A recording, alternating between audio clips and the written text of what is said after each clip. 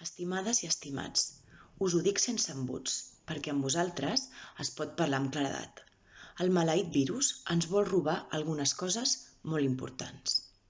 Ens roba aquell moment tan emotiu d'acomiadar-vos d'una etapa en la que la majoria de vosaltres ja heu passat 6 anys de les vostres vides. Ens roba llàgrimes i cançons, i somriures, i nervis, i abraçades, i dedicatòries. Ens roba un acte, però no tot el que hem viscut junts. Memòria, present i futur s'uneixen misteriosament quan vivim una emoció intensa. Ens recorda que som fràgils.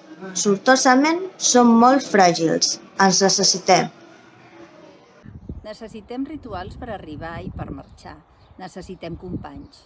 Som, sobretot, el que anem construint amb els altres. Potser no podrem escoltar directament les paraules que us volen adreçar les vostres tutores. Però segur que us voldran agrair que en les vostres necessitats heu donat sentit a les seves vides.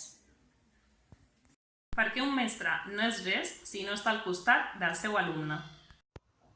Se'm passarà les llàgrimes quan recordi que vau arribar fa molts anys. I encara us veu corrent pel pati o mirant superinteressats aquella filereta de formigues. I recordaran amb un somriure el dia en què em vau fer una edat més grossa. Segur que us recomanaran que us interessi el coneixement. Que busqueu la saviesa i, sobretot, la bondat. Que no sigueu desagradables.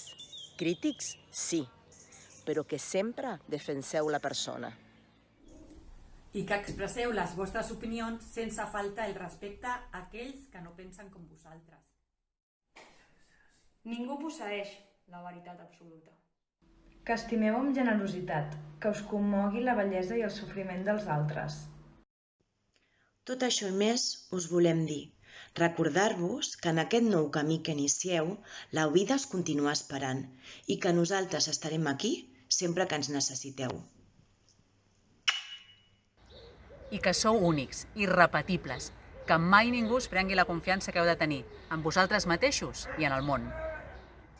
Molts petons, ara virtuals, però que ben aviat ompliran carrers i places i, sobretot, el pati de les escoles.